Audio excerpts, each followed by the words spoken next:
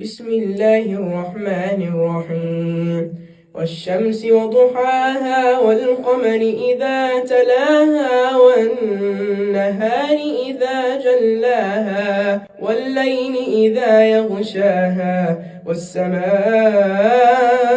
وما بناها والأرض وما طحاها ونفس وما سواها فألهمها فجورها وتقواها قد أفلح من زكاها وقد خاب من دساها كذبت ثمود بتغواها إذ انبعث أشقاها فقال لهم رسول الله ناقة الله وسقياها فكذبوه فعقروها